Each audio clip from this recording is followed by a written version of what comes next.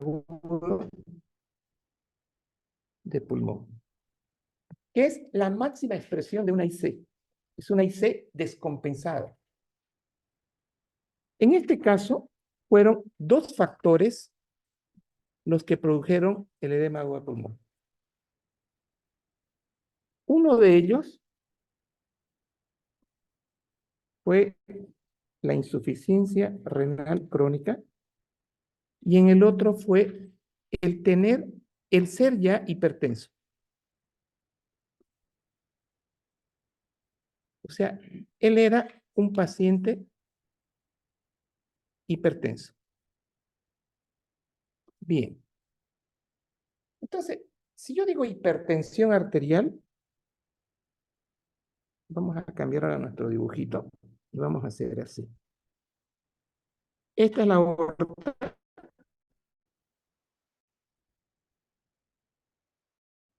La voy a hacer bajar por acá, como se hace en el dibujo real. Eso es real, así son las imágenes reales. Y aquí tengo mi riñoncito. ¿Estamos? La última expresión antes de capilar es arteriola. ¿Cierto? Hasta ahí me siguen, ¿no? Bien. Cuando nosotros hablamos de hipertensión arterial, estamos hablando de, esto voy a dibujar. Esto es lo que voy a dibujar. Esta arteriola. Estoy hablando de que la arteriola inicialmente era así. Por la enfermedad empezó a haber crecimiento de los músculos, del músculo liso.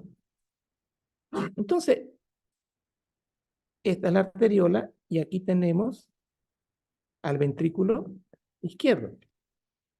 ¿Qué es lo que estoy viendo acá? Estamos viendo nosotros aquí que la luz es finita. Este tejido, este músculo produce vasoconstricción. Entonces, un paciente hipertenso está permanentemente en vasoconstricción. Poscarga. La sangre, al salir por la aorta, va a salir cómodamente, pero en las arteriolas vasocontraídas o hipertróficas, que no solo van a ser del riñón, van a ser de los músculos, de todos los órganos, va a ofrecer una resistencia, porque está con vasoconstricción.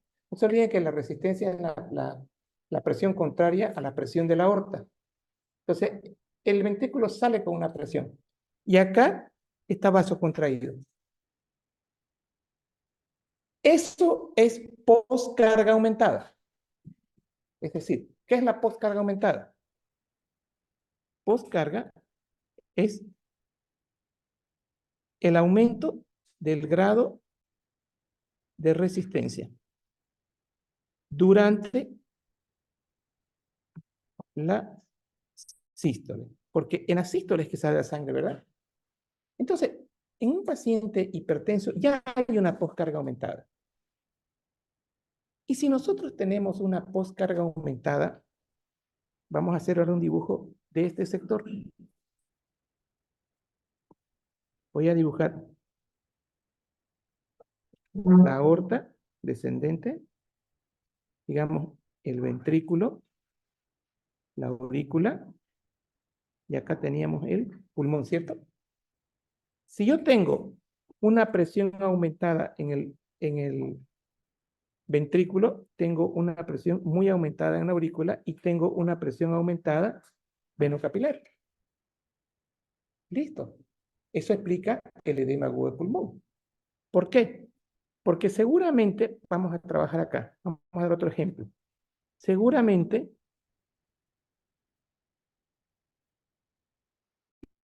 la presión en la aurícula izquierda era 20, 30, para poder vencer, ¿no?, la resistencia. Si es mayor a 28, empieza a salir líquido de los capilares al alveolo de los bronquios. Y el paciente tiene sibilancias roncos. Entonces, cuando les pido ahí en el práctico que dibujen las presiones retrógradas, cuando ustedes dibujen presiones retrógradas en insuficiencia cardíaca, en hipertensión arterial, siempre partan del ventrículo, ponen un número. Y en la aurícula tiene que ser superior, y en la veno capilar tiene que ser superior, y en el pulmón.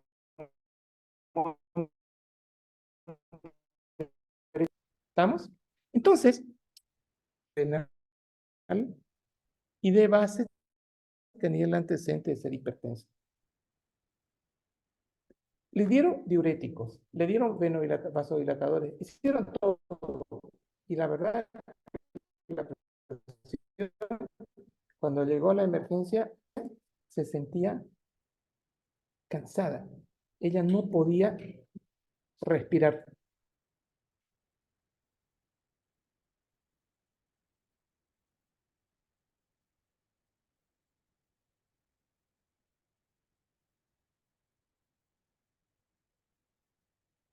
Y ojalá que se escuche esto. Y la señora,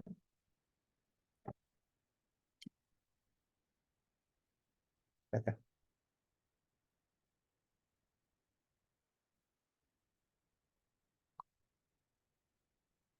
escuchen el audio.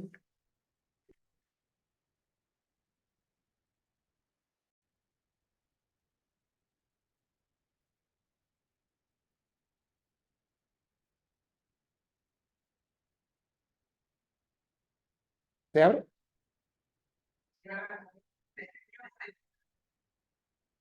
Suba.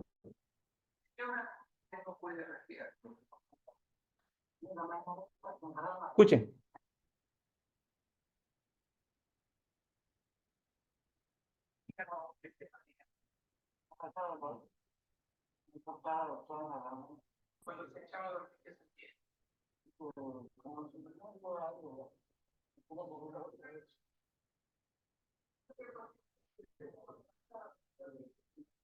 Ya. Ahí córtelo. Eso estaba grabándose para ustedes. La señora, ese ruido que escucha es el oxígeno. La señora no podía caminar. Primero empezó con días de reposo, de mediano esfuerzo. Luego, cuando llega al centro médico de reposo, no podía respirar. Señores, cuando ustedes están escuchando no podía respirar, significa líquido en el intersticio, líquido en el alveolo. Hipertensión venocapilar. Entonces, ella estaba haciendo un edema de pulmón. Llegó mal. Yo siempre digo que hay que preguntar al que más sabe. Es lo que yo hago. Hablé con el nefrólogo que la veía la señora, porque, mejor dicho, él me llama para que yo la recepcione a la paciente y le digo, doctor, ya han hecho todo allá. ¿Qué más quiere que haga? Use nitroglicerina. Creo que han llevado ya su farmacología. Nitroglicerina. Pero ahora lo van a ver en la práctica. ¿Sí? Se agarraron 50 miligramos de nitroglicerina, se diluyen con 100 de glucosado. ¿Y qué fue lo que hace la nitroglicerina? ¿Qué hace? ¿Ya? ¿Qué más?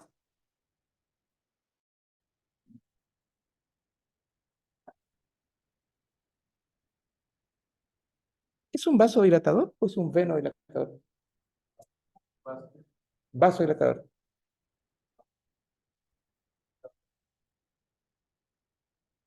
A ver, ¿qué dice el chat GPT? Pongan acción farmacológica de la nitroglicerina en el edema agudo de pulmón. Eso quiero que busquen.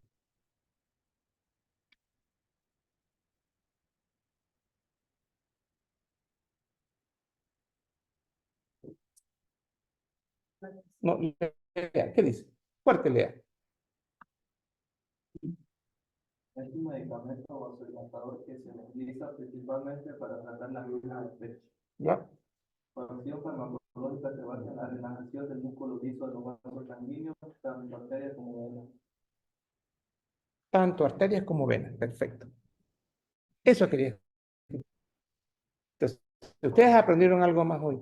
Ojalá que esté correcto el chat GPT. Que también es en venas. Entonces, si yo hago digamos, así. Tengo lado la aurícula, el ventrículo derecho, tengo ventrículo izquierdo, pero aquí me interesan capilares, ¿listo? Eso me interesa. Digo arteriolas. ¿Qué dijimos que había acá?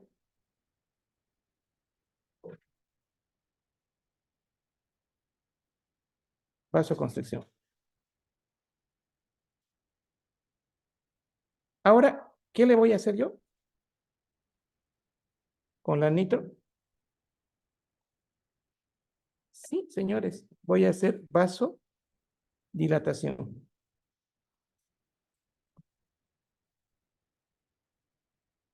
La pregunta es, ¿cómo estaba al inicio la postcarga? Si ahora yo le disminuyo la resistencia, ¿cómo está la presión arterial? Cae, pues. Bien, cayó la presión arterial.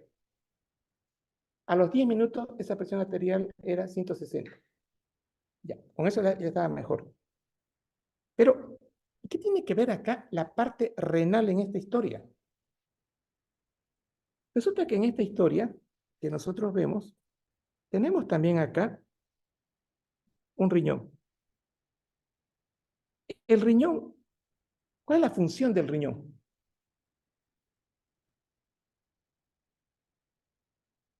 Excretar agua más sodio. Si este paciente no está excretando, es insuficiencia renal, estadio 3, 4, estadio 4. Si no está excretando agua, ¿qué pasa con el agua? ¿Qué pasa con el retorno venoso? Perfecto. Y cuando yo aumento el retorno venoso, estoy diciendo postcarga aumentada. ¿Qué fue lo que dijo? Que era un venodilatador, ¿no? Miren. Entonces, ¿qué pasó con el retorno venoso? Cae, lo dilata y cae la precarga. Dos elementos para que este paciente mejore. Entonces, si yo mejoro, disminuyo la presión en el ventrículo izquierdo, en la aurícula izquierda, la venocapilar, por este efecto que era vasodilatador. Y por el venodilatador baja la precarga. Y la señora, 2 horas después, estaba hablando bien. Todavía ahí, cuando ya está hablando, estaba mejor. Ya puede hablar, ya tolera estar sentada. Entonces, en el paciente con IC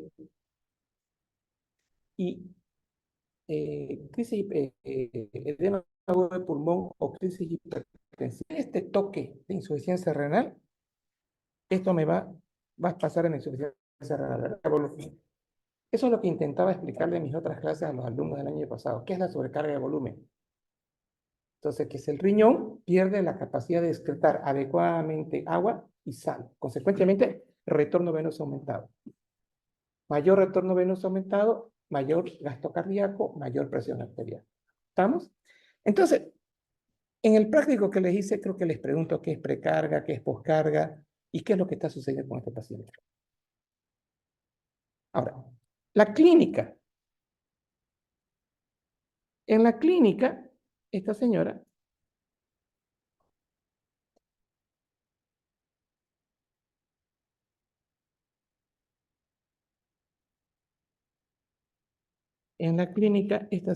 estaba así. Eso es normal. Normal, patológico. Signo del Godet. Edema. Hasta la rodilla. Ahora, ya vimos edema con ustedes. Pregunta de examen. Supongo que este es el examen. Miren, de este caso clínico, 100 preguntas. Explique el edema. En teoría ya han leído edema.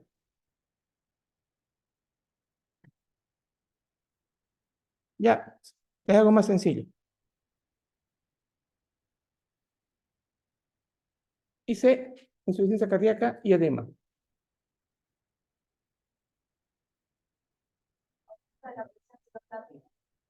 ¿Quién dijo eso? Minerva, la felicito. Ahora necesito su ayuda, Mateo. Ven.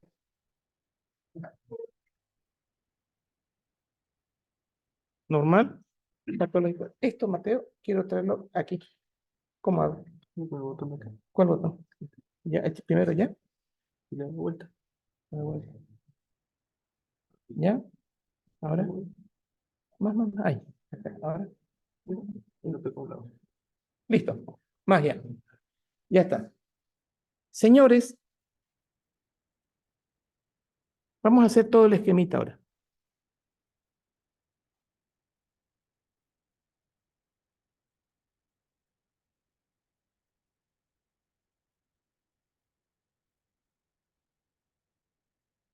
Ventrículo izquierdo. Aurícula derecha, ¿no? Minerva, ¿recuerda usted el valor normal? Acá. Presión capilar. Perfecto. mmHg. Ya está. Cuando mi presión acá en la aorta es 120/80, mi presión acá es 17.3 en veno capilar. Y en condición fisiológica, mi presión es 0 en aurícula derecha. ¿Estamos? Eso es fisiológico. Pero estamos hablando de edema. En la insuficiencia cardíaca hay hay un aumento de la precarga. Bien. ¿Cómo justifico ahora el aumento de la precarga? Resulta que si yo tengo IC, ¿cómo está mi gasto cardíaco? Bien. ¿Cómo está mi perfusión renal? Bien. Entonces, asociamos, ¿no? Gasto cardíaco, disminución de la perfusión renal. ¿Y qué hace el riñón ahora al tener esta historia? Libera renina, angiotensina, aldosterona. ¿Para qué? ¿Para qué libera esto? Para absorber sodio. Exacto, y agua. Y como hay hipovolemia, se activa ADH. Más agua, más retorno venoso aumentado. ¿Y qué dijimos qué fue lo que dijimos que hace la precarga? La precarga es mayor retorno venoso. Entonces tengo la ADH, me da mayor retorno venoso, y esto en teoría se está haciendo así. Precarga aumentada, mayor presión en la aurícula derecha, mayor presión en el ventrículo derecho, mayor presión a este nivel, más presión acá y más presión acá. ¿Para qué hago esto? ¿Cómo empezó la historia? Entonces, todos estos fenómenos, ¿es para qué? Para compensar la caída del gasto cardíaco. ¿Estamos? Entonces, esto es malo. Es malo, porque en condición fisiológica yo no tengo eso. Ahora, la pregunta era, ¿por qué edema? Resulta que al aumentar el retorno venoso, al haber más precarga, la sangre le cuesta avanzar. ¿Por qué? Porque aquí ya no es 0. Ahora, aquí va a ser 10. Entonces, cuando yo tenía 0, esto era 17.3. Ahora, ¿qué tengo que hacer para que el 17.3 pueda vencer al 10? Tiene que ser superior al 10, ¿no ves? Entonces tengo que subir 10 puntos. Ya mi presión venocapilar periférico es 27. Entonces, ahora hay un desequilibrio del equilibrio de Starling, ¿no ves? Aumenta la presión venocapilar periférico, y aumenta la fuga de líquido hacia el intersticio. Entonces, este paciente tiene presión capilar mayor a 17.3, es decir, 27. Entonces, el paciente empieza a tener edema. ¿Qué hago para corregir el edema? ¿Qué hago? Exacto, disminuyo la volemia. Y para disminuir la volemia, tengo que bloquear angiotensina 2. Para disminuir la volemia, tengo que bloquear a ADH. Entonces, de esa manera, yo reduzco la volemia. Bueno, ADH no la puedo bloquear. Le doy diurético, la hago orinar y disminuye el retorno venoso. ¿Estamos? Le doy un losartán, le doy un enalapril y bloqueo angiotensina 2. El sistema renal angiotensina aldosterona. La aldosterona ya no absorbe sodio. Entonces, de esa manera, mejora el edema en el paciente. Entonces, esta señora con insuficiencia renal crónica va a estar siempre con edema porque el riñón no excreta la cantidad suficiente de agua. Y hoy en la mañana va a tener que hacerse una diálisis. ¿Y esa diálisis para qué es?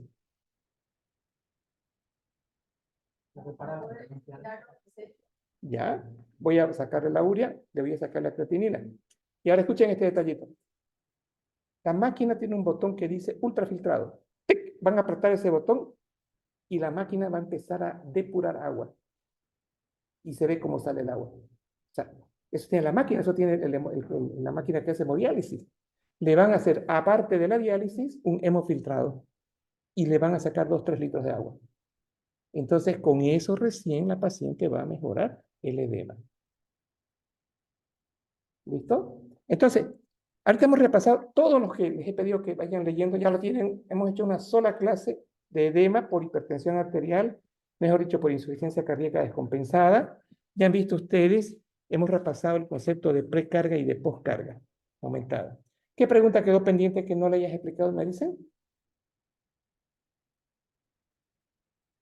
De la pregunta que largamos, que les hice a las 5 de la mañana.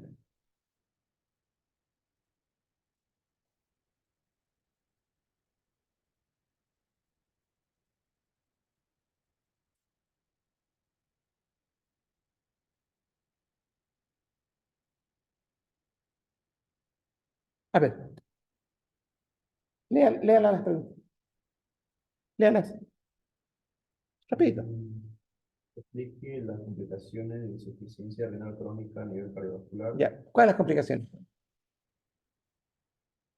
Hipertensión arterial, edema agudo de pulmón. Y eso está. Ahora, ¿qué tenía que haber hecho para entender esto?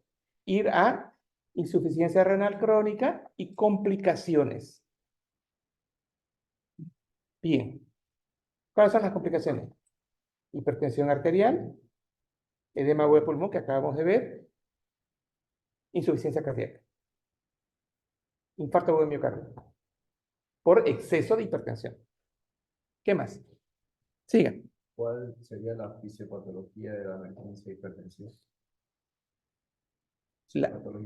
¿Cuál es la fisiopatología de la emergencia hipertensiva en este paciente? Básicamente, la insuficiencia renal crónica hizo que se acumule agua, que el riñón no esté excretando la suficiente cantidad de agua. Entonces, el paciente entró en hipertensión arterial por aumento del gasto cardíaco con arteriolas vasocontraídas de base. Pero lo que gatilló, ¿qué tal que la señora haya comido un churrasquito? Pero que tiene sal. Absorbió sal, absorbió agua, el intestino grueso, delgado, perdón, y la paciente hace sobrecarga de volumen con unas arteriolas ya dañadas por la hipertensión arterial. Entonces, esa es la fisiopatología. Siga. ¿Por qué fue de manejo difícil, ya que recibió diuréticos, beta-bloqueantes y no respondió al tratamiento? ¿Por qué? Tuvo necesidad de usar nitroglicerina también. Ajá. ¿Por qué creen? ¿Qué está mal en esta paciente de la última enfermedad con la que ella está debutando? Insuficiencia renal crónica. Retiene agua, ¿no? No elimina agua. Ya, siga. Ya está. Listo, entonces con esto hemos repasado también complicaciones de la insuficiencia renal crónica. Por favor, ¿alguien puede entrar a Uribe y verme así, entrar y ver las complicaciones de insuficiencia?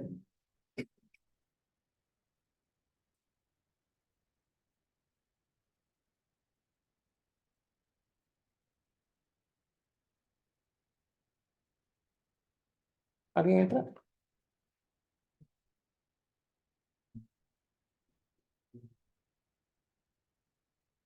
No ChatGPT, Uribe.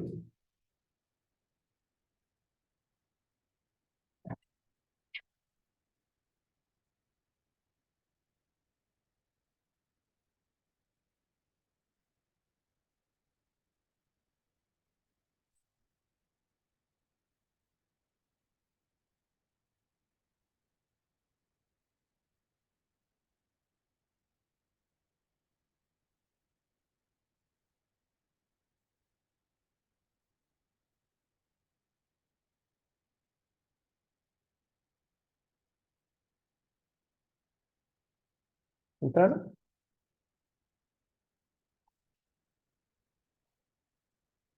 ¿Usted está conectado en su celular, Mateo, ahí a la revista? Sí, no va a ser Está aquí, ¿no? Ya. pero puedo buscarlo ahí. A ver.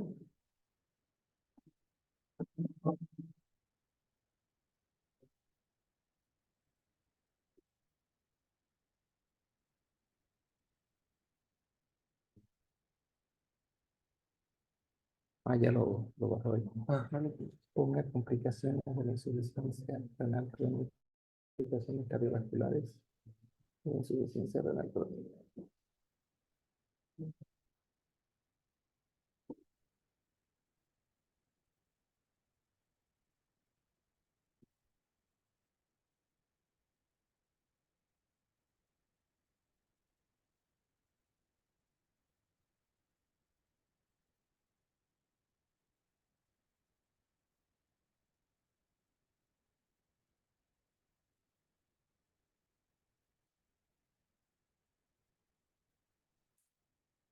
Hipertrofia ventricular y la aterogénesis. ¿Qué más? Sí, así es. A nivel vascular, finalmente destacamos en el curso de la insuficiencia renal crónica progresiva se observa un daño vascular de importancia, la principal causa de muerte en pacientes es la cardiovascular, hipertrofia ventricular y la aterogénesis vascular, cuya génesis es la lesión creativa endotelial, tendría un rol relevante de la población. Presenta varios factores de riesgo vasculares, medicinales como hipertensión arterial, dislipidemia, diabetes y no tradicional. A su vez, daño vascular que contribuye a la progresión de una enfermedad renal ya analizada. Claro, ya. Entonces, ¿ya está? A ver qué tenemos acá. Aquí está. Cardiovascular renal.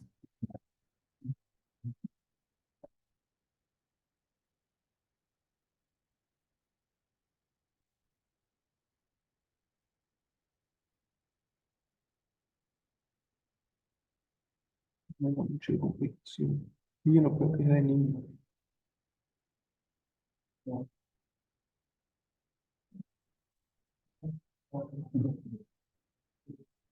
Ya. Cuando nosotros revisamos el capítulo de insuficiencia renal crónica, no se salga de la página. ¿Cómo se llama su compañero? Juliana, no salga de la página, sigue ahí. Cuando nosotros revisamos el capítulo de insuficiencia renal crónica, como recordatorio, puede escribir acá encima, ¿no? ¿No puedo escribir? Ya. Como recordatorio. Acá tenemos glomerulosclerosis focal, segmentaria secundaria. ¿Cuándo empezaba la insuficiencia renal crónica? Cuando empezábamos a hacer albuminuria. En el momento en que empezábamos a hacer albuminuria, se están liberando citocinas. Y estas citocinas están causando que el glomérulo se esclerose, que el intersticio del glomérulo se esclerose. Y ahí tenemos glomerulosclerosis focal. y segmentaria secundaria. Por lo tanto, la albuminuria suele estar presente en los pacientes con insuficiencia renal progresiva, incluso en enfermedades tubulointersticiales primarias. Bien. Entonces, tener una albuminuria, mejor dicho, un paciente que empieza a debutar ya con insuficiencia renal, está haciendo albuminuria. De ahí es el gatillante de todo ese proceso inflamatorio. Entonces, estos pacientes que van a tener insuficiencia renal crónica van a hiperfiltrar, ¿recuerdan? El riñón sano hiperfiltra y se va produciendo más glomerulosclerosis focal. Entonces, progresivamente vamos pasando de un estadio 3 a un 4 y a un 5. El volumen urinario, la excreción de sodio, la excreción de urea, la excreción de creatinina va disminuyendo y eso nos lleva a un cuadro de hiperpolemia. Pero, por otro lado, en la lectura, quiero entrar ahora al tema, a YouTube, digo a nuestra clase.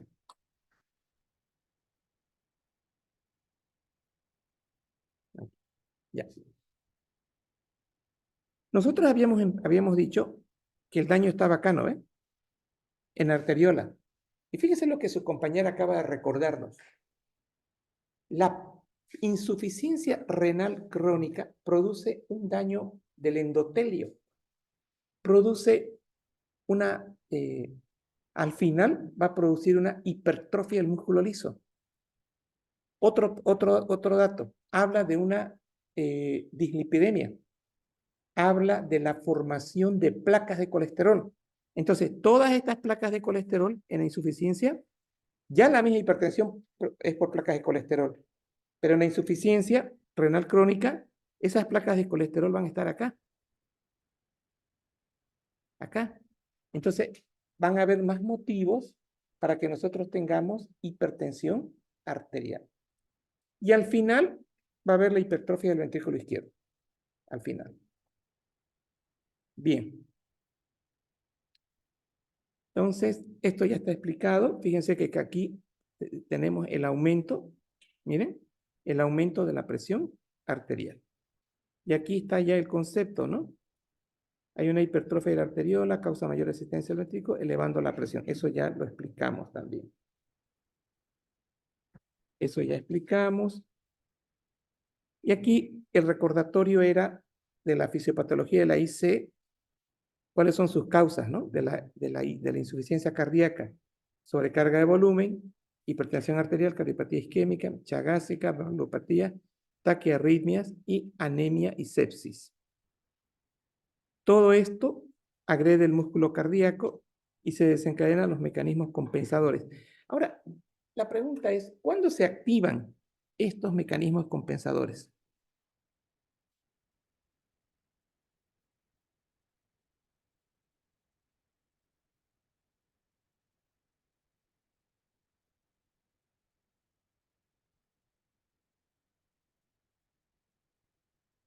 Ya, yo tengo acá aumento de renina, ¿no?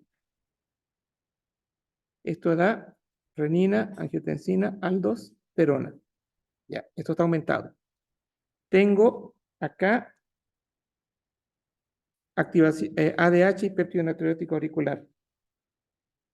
ADH y péptido natriurético auricular. Y tengo acá simpático. Aquí le voy a poner simpático. Ya. ¿Cuál es el gatillante para que esto se libere? No. ¿Perdón? Ya, está bien, pero adelante hay otra cosa. ¿Perdón? Ya, perfecto. Perfecto. Para que se libere renina, la perfusión renal tiene que estar baja. ¿Cierto? Pero para esto, ¿qué tengo que tener? Ah, ahora cambia la figura. Gasto cardíaco bajo, caída de la presión arterial y disminución de la perfusión renal y liberación de renina. Fíjense esto, gasto cardíaco bajo en el hipotálamo, liberación de ADH y neurohipófisis. Bien, ahora, la sangre sale del ventrículo izquierdo así, ¿no ve? Aquí estaban los vasoreceptores. Gasto cardíaco bajo, presión arterial baja. ¿Quién sensa eso? Los vasoreceptores. ¿A quién activan? Al simpático, y el simpático libera adrenalina, noradrenalina. Pero la madre, el origen de todo en la IC era el gasto cardíaco bajo, que incide sobre la caída de la presión arterial. Ahora, aquí hay un detallito. Péptido natriurético auricular. El péptido natriurético auricular en realidad vendría a ser como un elemento compensador, más que agravante. Compensador. ¿Por qué? Resulta que cuando nosotros tenemos una insuficiencia cardíaca, dijimos aurícula derecha, ventrículo derecho, y dijimos que estaba aumentada la presión venosa de la aurícula, que ya no es 0, es más de 10. Y también comentábamos de que había mayor retorno venoso, mayor precarga. Eso fue lo que dijimos. Esta distensión de la aurícula, mejor dicho, de las aurículas, va a liberar una sustancia que se llama péptido natriurético auricular. Se dice que también en el pulmón hay receptores de parapéptido natriurético auricular. La cosa es que, consecuencia de la sobrecarga del retorno venoso aumentada, se distienden las aurículas y se libera el péptido natriurético auricular. Y este péptido natriurético auricular, a nivel renal, túbulo contorneado proximal, túbulo asa de Henle y colector, ¿no ve? Este péptido natriurético auricular viene acá. ¿Y qué hace? Bloquea la absorción de agua y sodio.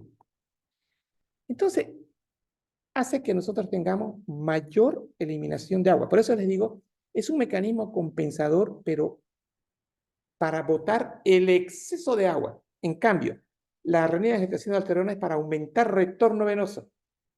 Y el simpático es para actuar en forma directa, produciendo vasoconstricción, propiedad inotrópica. Bien, ¿qué se hace ahora? Mi paciente viene con manifestaciones de disnea, viene con edema. Y yo no sé si es un EPOC que está descompensado, que me está dando un cor pulmonar, o si es una IC. No lo sé. O sea, no, si ese edema no es consecuencia de una sepsis. No lo sé. Se pide péptido natriurético auricular. Y si el péptido natriurético auricular viene en valores altos, me está reflejando insuficiencia cardíaca. Bien, entonces, con este esquema, no se olviden, gasto cardíaco bajo. Entonces, estaríamos en esta diapositiva acá. Y los mecanismos eran, ¿cuál es el objetivo? Mejorar, restaurar. O sea, en realidad, cree que la angiotensina 2 produciendo más absorción de agua va a mejorar el gasto cardíaco. En un estadio 2 sí, ¿no? Porque va a producir mecanismo de Frank-Starling. Pero ya después es deletérea. Fisiopatología, compensación. Acá, tengo fracción de eyección 50%. Se activa, ya explicamos el por qué se activa el simpático, siempre por caída de gasto cardíaco y presión arterial, disminución de los, esto se capta en los presorreceptores y se activa el simpático. Y me da función inotrópica positiva y cronotrópica positiva. Y aparte el simpático me está causando, ¿se acuerdan que había distensión de las venas? Ahora el simpático me produce venoconstricción. Pero miren el fenómeno que está sucediendo simultáneamente. simultáneamente yo estoy activando simpático, estoy inhibiendo parasimpático. Eso estoy haciendo simultáneamente. Esto es lo mismo. Esto es la acción del simpático. Vean, en el nodo sinusal produce taquicardia y aquí produce aumento de la contractura. Aquí el sistema renina-angiotensina, por la precarga aumentada, van a favorecer la restauración del gasto cardíaco. Y la adrenalina, la función inotrópica positiva. Y fíjense que ya esto me adelanté. Siempre que hay una fracción de eyección menos del 50%, tengo disminución del gasto cardíaco. Eso faltó aquí aclarar. Aquí faltó aclarar, acá. Esta disminución del gasto cardíaco va a llevar a una disminución de la perfusión renal. Y fíjense, vuelvo a repetir acá, recién se está activando el sistema renina-angiotensina-aldosterona. Aquí ya está todo completo el esquema. Están los mecanismos de compensación, hipertrofia concéntrica, excéntrica, renina-angiotensina, activación. Y miren acá, insisto en este detalle. Siempre gasto cardíaco bajo, siempre. De ahí gatilla todo. En el IAM es la pérdida localizada de miocitos, donde debería estar irrigando a la descendente anterior, mueren esos miocitos y no pueden compensar los que quedan vivos. Entonces el paciente hace gasto cardíaco bajo. Esto es lo mismo. Esto es lo mismo.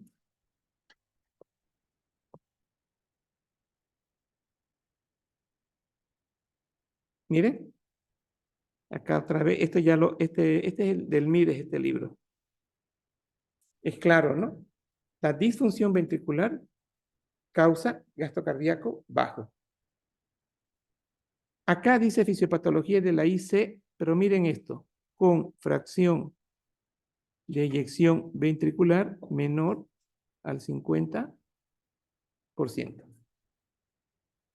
Bien.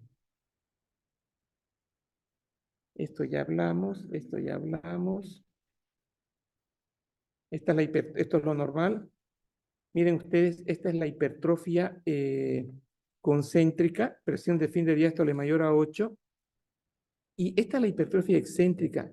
Esto hay que corregir. ¿Cómo hago para poner volumen de fin de diástole? No. Ah, está bien.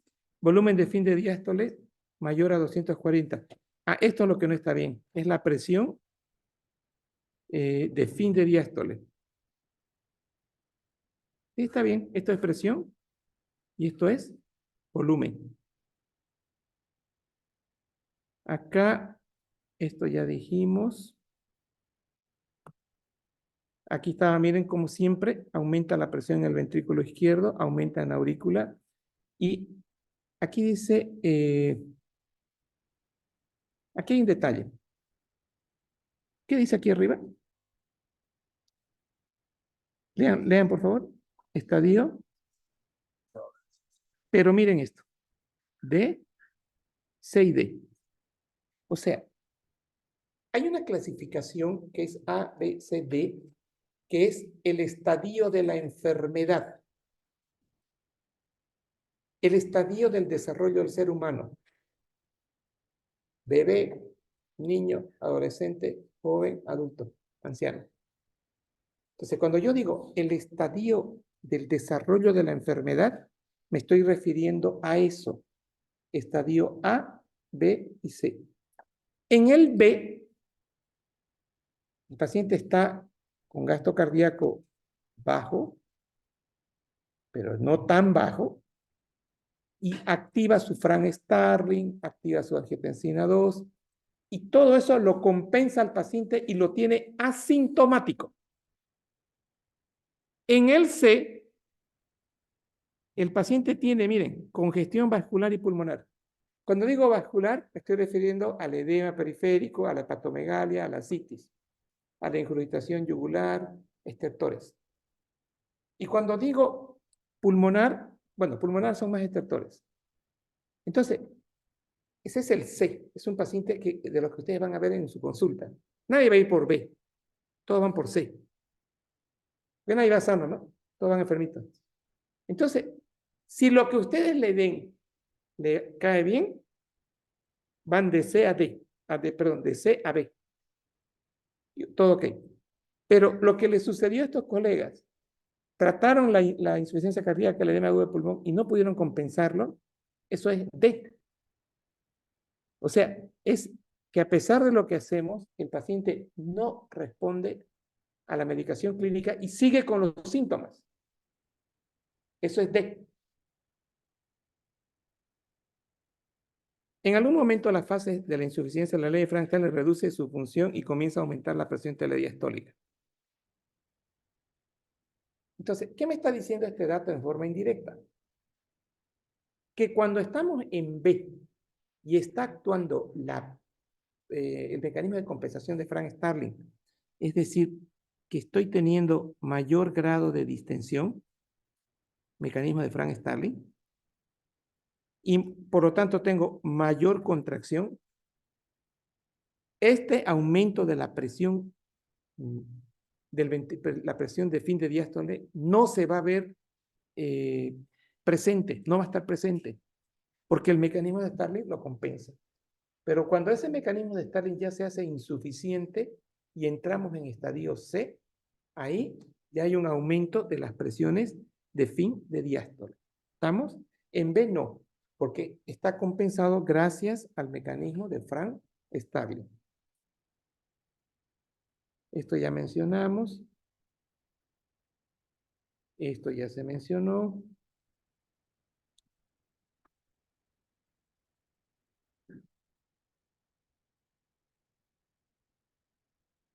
Aquí está la acción de el péptido natriurético auricular. Dice la excreción, o sea, la inhibición de la absorción de sodio-agua, por lo tanto aumenta la excreción de sodio y agua. Efectos deleterios de la remodelación. Allá. ¿Qué es remodelación? Voy a remodelar mi casa.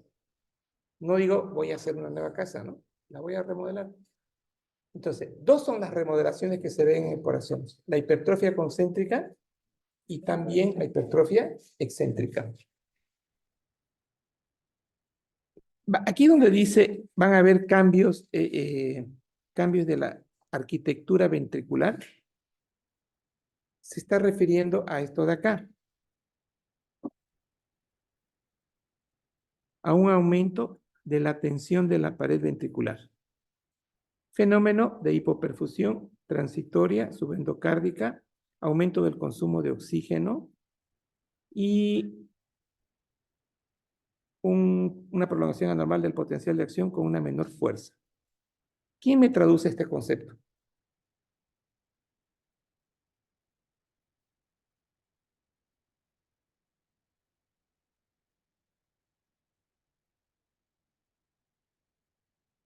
¿Quién me traduce?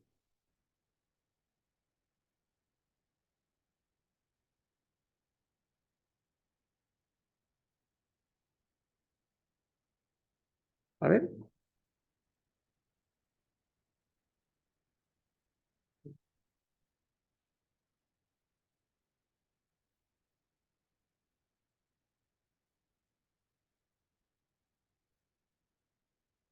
Palabra clave para entender este concepto, ¿cuál sería?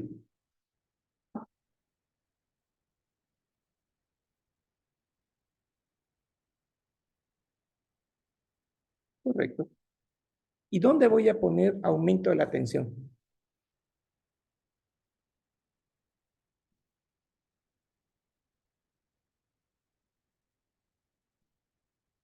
¿Quién está hablando? A ver, hablo. ¿Y por qué hay aumento de la tensión? Exacto. Entonces, paso número 1. Ventrículo normal. Paso número 2. ventrículo patológico.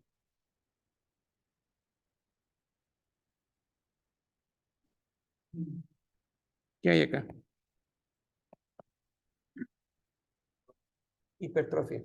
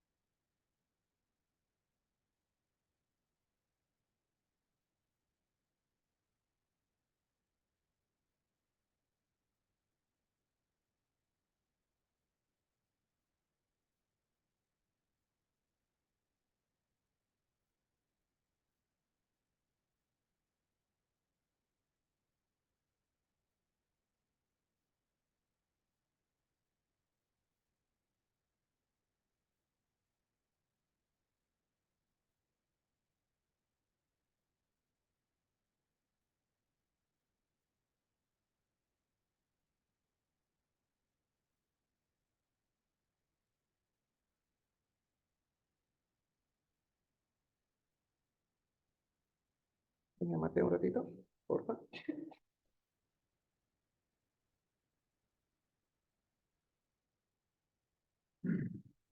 Tengo esto, que es hecho de la vida real.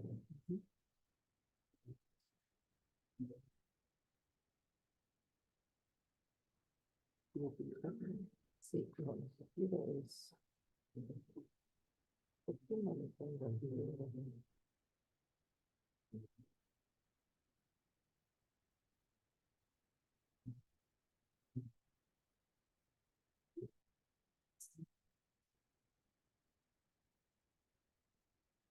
No, ahí.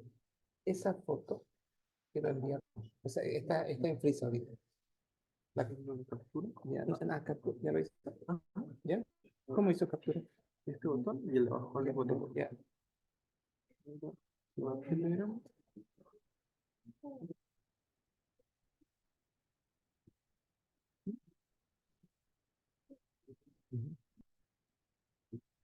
Ahora pásela acá. Póngala aquí. Ya. ¿Quiere pegarle a la diapositiva? Sí, en la anterior, sí. En la porque lo pegan.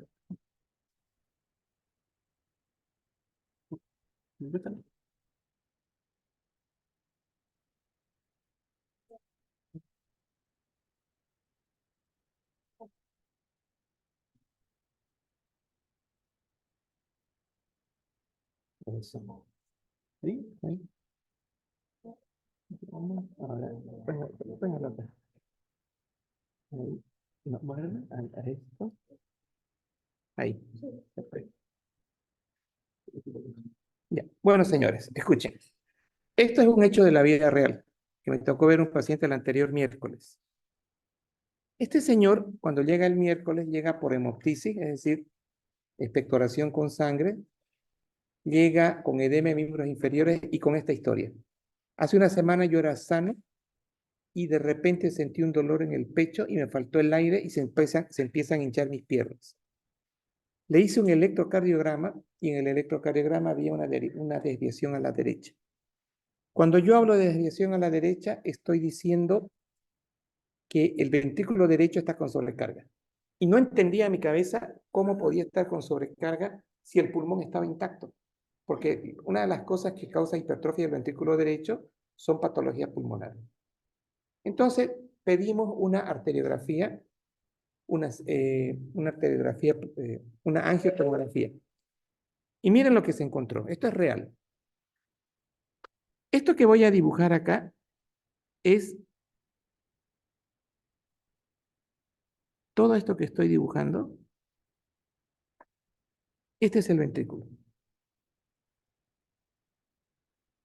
Quiero que se concentren en esto. Lo blanco es el líquido del pulmón.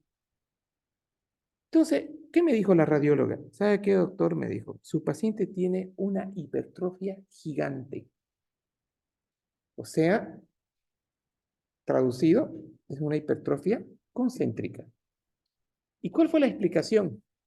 Yo el estudio este que le pedí no fue yo quería ver si estaba haciendo un tromboembolismo pulmonar. No hay tromboembolismo pulmonar. Hicimos un ecocardio y ¿qué creen que se encontró? Comunicación de aurícula izquierda a aurícula, perdón. Comunicación de aurícula izquierda a aurícula derecha. Un ductus. Entonces la sangre pasaba a la aurícula derecha, una aurícula derecha grandota, un ventrículo derecho grandote. Entonces, lo mismo sucede si en otras patologías en el ventrículo izquierdo. Esto es en el izquierdo. Entonces, eso es lo que quiero mostrarles. Ventrículo izquierdo. Y este sábado, 2 días después, le pregunto al paciente ya en retro, ¿cómo era su vida en adolescente? Porque él tenía un conductus permanente. O sea que, doctor, yo jugaba fútbol. Miércoles estaba por llegar al arco y me cansaba. O sea, ya había una disnea en el paciente. Y usted antes, yo hice todos los deportes que usted se puede imaginar y ahora ya no lo puedo hacer. Y si yo les pregunto bien, ¿por qué este paciente pudo estar tanto tiempo bien? ¿Quién fue el responsable si tenía permanentemente el ductus arterioso ahí presente? ¿Y cómo es que logró vivir bien hasta hace una semana? ¿Cuál de los 4 mecanismos funcionó? No, si el paciente no estaba hinchado. ¿Cuál es el primero que funciona? Frank Starling. Señor, ese corazón se estiraba así. Cuando hace una semana ya empieza a tener edema, bueno, un mes, pónganle, 2 meses, ya empieza, el Frank Starling ya no está funcionando, se agotó. Ahora me entienden, ¿no? Se agotó y empieza angiotensina 2, ADH y péptido natriúrico auricular. Pero no quiere decir eso que hace 10 años no estaba el péptido natriúrico auricular, el otro mecanismo de la renina y angiotensina. Sí, estaban. Pero el que lo mantenía con un buen gasto cardíaco mayor, una fracción de eyección mayor al 50%, era Frank Starling. ¿Y quién le daba cuerda al Frank Starling? La aldosterona, porque había mayor absorción de sodio, mayor retención y mayor gasto, mayor distensión ventricular. Entonces, lo que quiero que se lleven hoy es el concepto hipertrofia. Es buena la hipertrofia porque lo compensa al paciente. Pero ahora miren lo que voy a hacer con color, otro color, negro. Está lleno de colágeno y fibrosis. Da esto. Angiotensina 2. ¿Quién da esta fibrosis? Aldosterona. Ahora, esto quiero que aprendan hoy, o sea, que lo terminen de fijar. Si yo tengo acá un pulmón con fibrosis, ¿cómo está la elasticidad? Ya, eso se llama, desde ahora, entonces, en la grabación va a aparecer elasticidad disminuida, pero el término correcto es la fibrosis de la pared cardíaca lleva a una disminución de la compliance ventricular. ¿Entendieron ahora? Y si la compliance ventricular está disminuida, aumenta la presión de fin de diástole. Ahora, tenemos acá una foto real de lo que es una hipertrofia ventricular. Fibrosis pulmonar, disminución de la compliance y aumento de la presión de fin de diástole. Lo normal es de 0 a 8. Lo normal es que mi aurícula tenga de 0 a 3. Lo normal es que en mi pulmón mi presión sea 7, menor a 7. Y en mi aurícula derecha, 0. Eso es mi normal. Entonces, La fibrosis en toda paciente con IC, el mecanismo de compensación también tiene un efecto deleterio sobre la fibrosis pulmonar, perdón, sobre la fibrosis del miocardio. Entonces, acá el título tendría que ser alteraciones de la presión, no.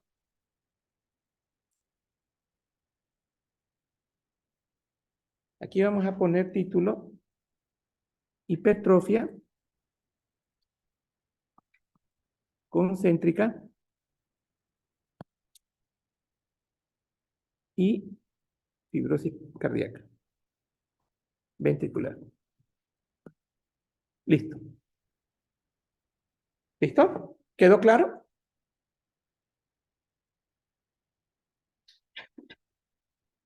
Miren quién está aquí abajo. La aorta, ¿no? ¿Cierto? Esta de acá es la cava. Esta es la vena pulmonar que está llevando sangre a los pulmones.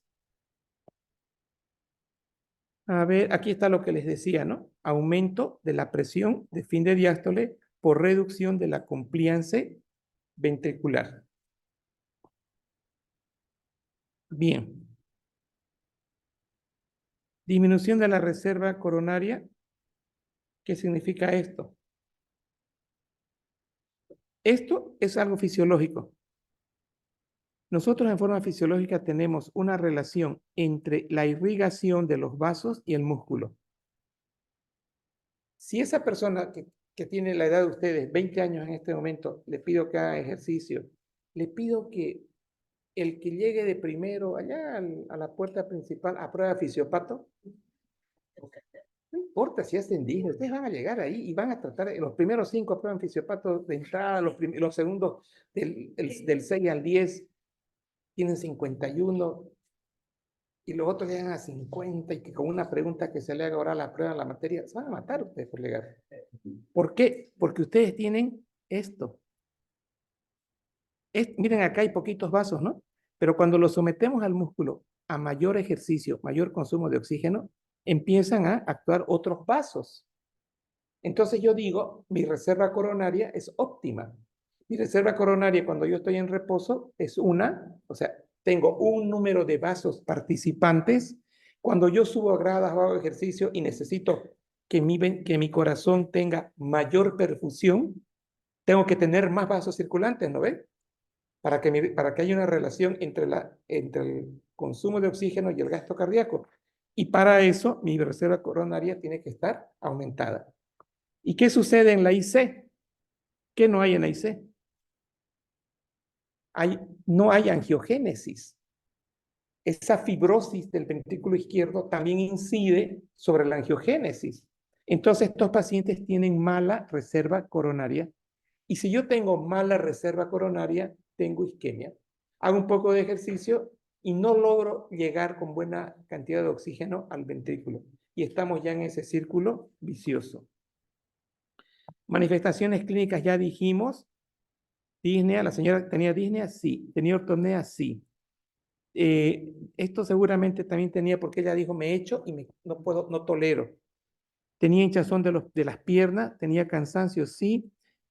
También esto, no podía caminar, ya no pudo caminar en la tarde. O sea, tenía todo esto. Efectos más específicos, presión veno-yugular. Era muy gordita, no logré verle, pero debería tener. Reflujo hepatoyugular, yo aprieto el hígado y brota la yugular. Desplazamiento lateral del ápex, ustedes le tocan y ese ventrículo está prácticamente en el lado izquierdo. Miren acá. Miren dónde está el ventrículo. Uno lo toca y el ventrículo.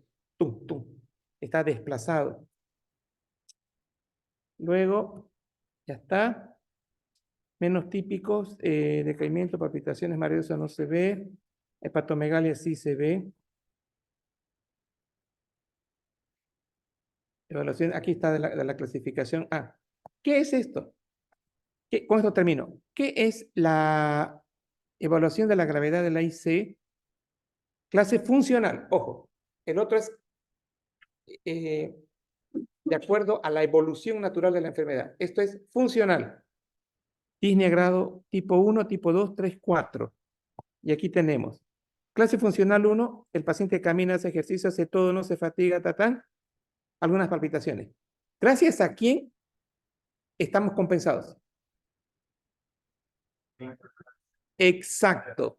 Entonces el paciente con clase funcional 1 no tiene disnea, no tiene cansancio, no tiene nada. Gracias a Frank Stanley y sus reninas y tensiones aldosterona. Clase funcional 2. Miren, acá en el 1, sin limitación. En el 2 ya tiene una limitación de la actividad física, pero en reposo, ¿cómo está?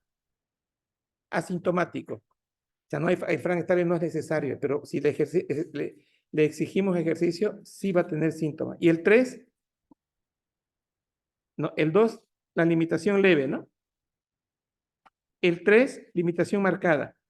La señora ya no podía caminar.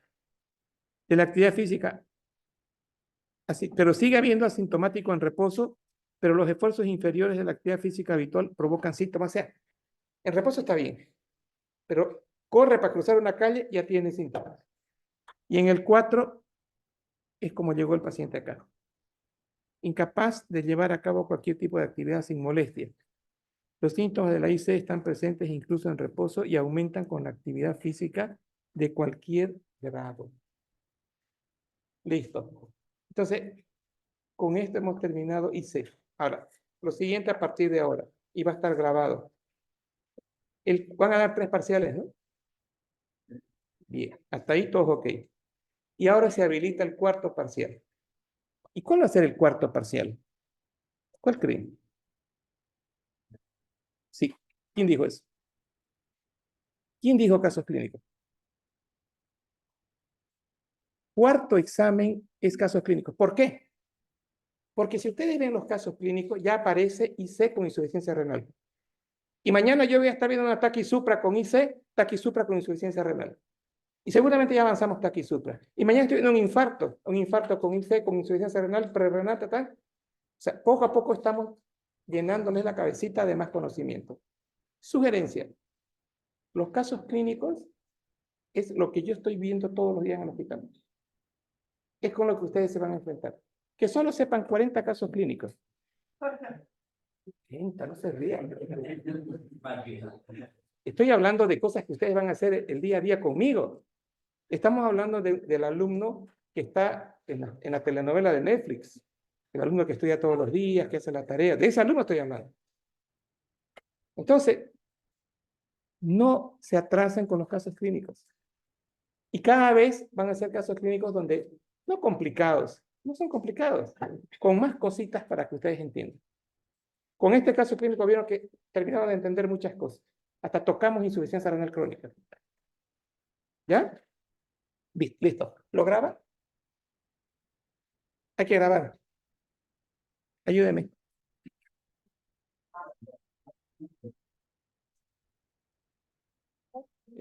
¿Dónde está Mateo? Mateo. ¿Ya qué hago? Vámonos al Zoom. Al Zoom. ¿Ya? Y ahora ahí de la esta X acá. Ahora aquí le voy a poner el cuadradito este de acá.